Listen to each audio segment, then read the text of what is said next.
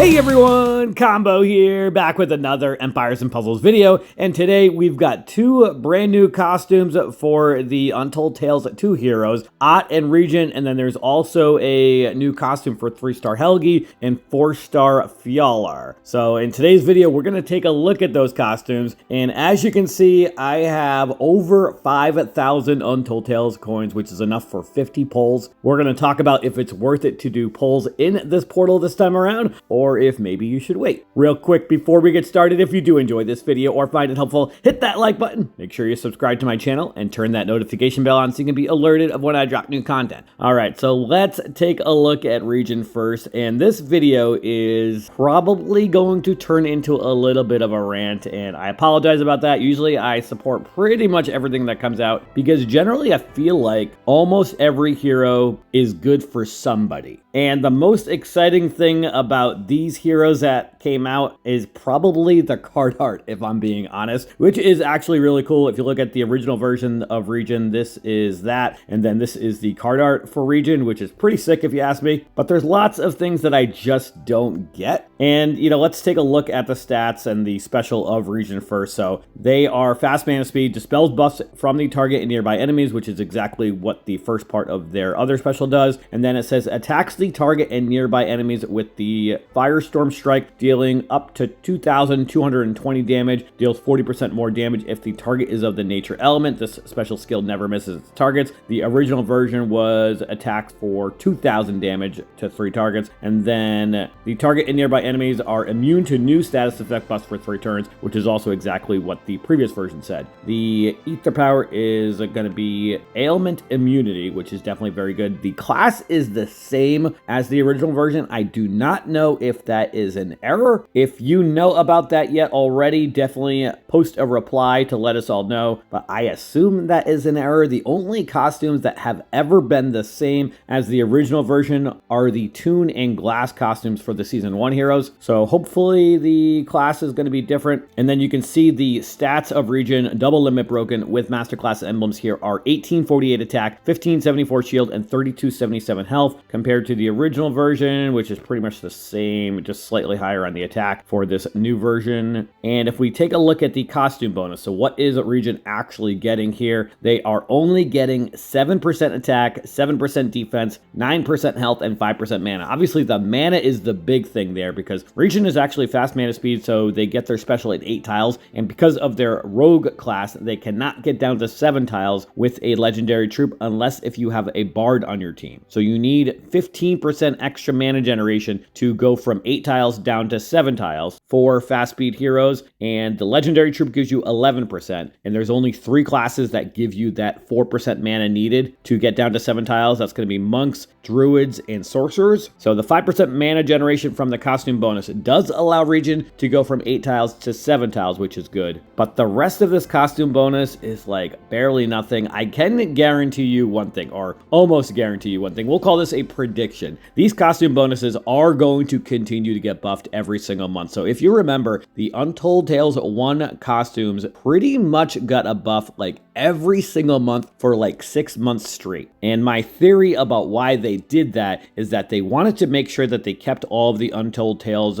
costumes relevant as the new ones came out. And that's happened for other seasons also. If you think about season 5, that season got costume bonuses pretty much every single month also. I can't remember about the old seasons from years ago if those got buffs every month as the new ones for those came out, but season 5 costumes definitely got buffs every month, and the Untold Tales 1 heroes, their costumes got buffs also. So you can pretty much expect that this costume bonus will get buffed probably every month, literally for the next like 6 months, maybe even longer. So that is good. The other thing that I'm disappointed about is that there is no extra passive for these costumes, and I wouldn't be surprised if the passive got added after the fact, so maybe in like a month or two, and it could be with one of those balance updates, because I don't believe the Untold Tales 1 heroes with their costumes got the Resist Insanity passive right away when they came out. I think that came after the fact, so I would expect these costumes to get some sort of cool passive, but I really wanted that now. And I was really hoping for something cool like Resisting Fiends or something to deal with the veggies that are out there. That's kind of just me dreaming big for a really cool passive, but hey, you never know. But I definitely was expecting some sort of other passive. So this is Regin's card here. Regin maxes out at an individual power of 1632. Let's go take a look at Ott, the other new 5-star costume that came out. Also monk class compared to the original version, and also really cool card art for the new version. But they are monk class, so they already got their special in 7 tiles because of that 4% mana generation you get from the monk class on the talent node. If we take a look at their special, they boost health of all allies by 800. Boosted health can exceed max HP. All allies get a frost storm, or rather firestorm ward for 3 turns. This reduces incoming special skill damage by up to 1280, reduces damage by additional 30% when the attacker is of the nature element. All allies are immune to buff dispels and reallocations for 3 turns. If we take a look at that compared to the original version, so this boosted health by 800 and then minus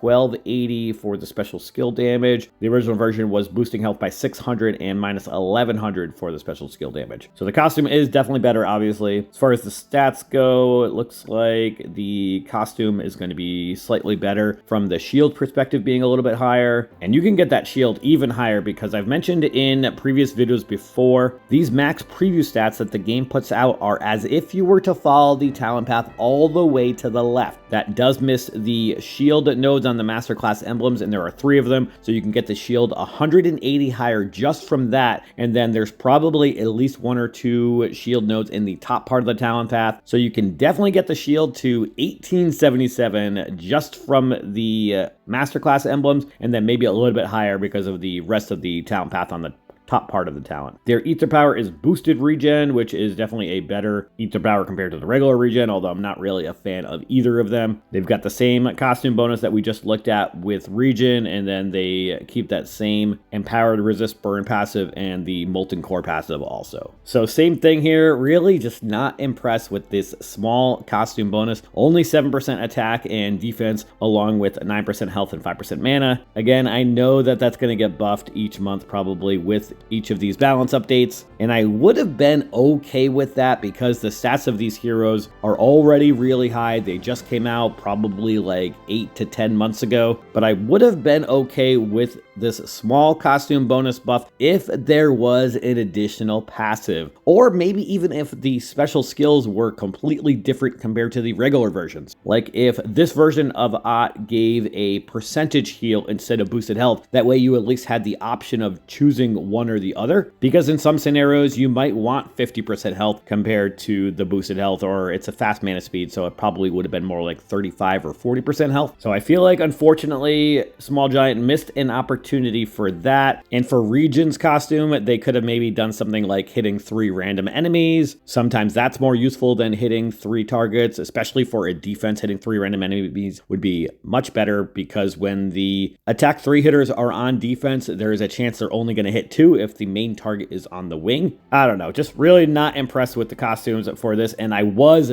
very excited to start when I heard that they were coming. Let's go back and take a look at the 3-star and 4-stars that just came out also. So this is Fjolar's costume, fighter class, also fighter class. Again, I don't know if this is an error that they made with all these cards or if they are actually supposed to be the same class. The costume bonus for the 4-star is higher, 12% attack, 12% defense, 12% health, and 1% mana. The 1% mana is consistent with other 4-star and 3-star costumes that have come out for other families in the game. And then if we take a look at their special compared to the original version, their average mana speed attacks the target with Firestorm Strike, dealing up to 1180 damage, deals 30% more damage if the target is of the nature element. The special skill never misses targets. The target resists new minions for 4 turns. So 1180 damage to 1 target. The original version was 1080 damage, so not a huge difference there. They do have the special armor ether power and a decent stat boost compared to the original version, but not really that high because the percentages are higher, but the base version was a lower group of stats because of the fact that they're a 4-star. As we just got the image to go away.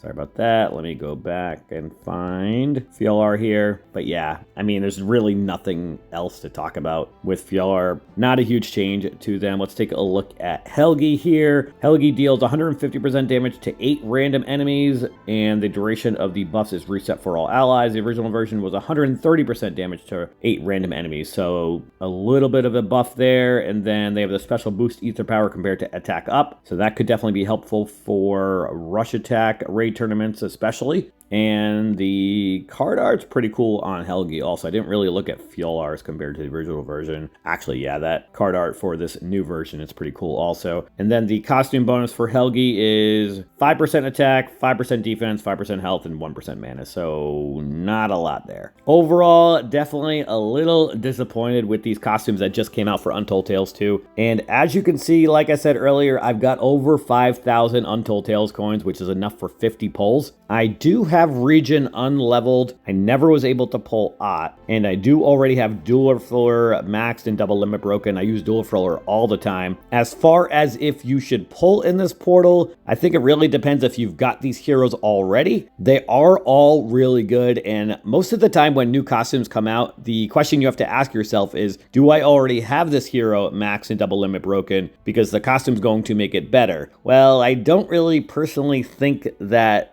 question applies as much this time around with these costumes, because you're not getting huge stat increases with the costume bonuses. You're getting a little bit, obviously, and the 5% mana generation for Regin is definitely probably the most important part of that costume bonus, because it really allows Regin to get down to 7 tiles for their special. But for me personally, I'm asking myself, do I have these heroes? And I do have Regin, like I said, unleveled, and I've already got Dueler Fleur. Never was able to pull Ott, like I said, but in lieu of that, I am actually going to be holding my Untold Tales coins for when other heroes that I don't already have come out, or at least 2 out of the 3 that I don't already have. Gander is somebody I was never able to pull, and I know their costume was in beta testing, so I would expect that they might be coming out next month, hopefully. Or I may be spending these if there's a Mimic that comes out over the next couple days. But I do think that it is smart to wait until a Mimic comes out, at least wait until the last day of this portal if you've already got coins saved up. We are probably due for a Mimic to come out at some point this week, but we never find out until the day before the Mimic comes out if it is actually going to come out. So keep that in mind.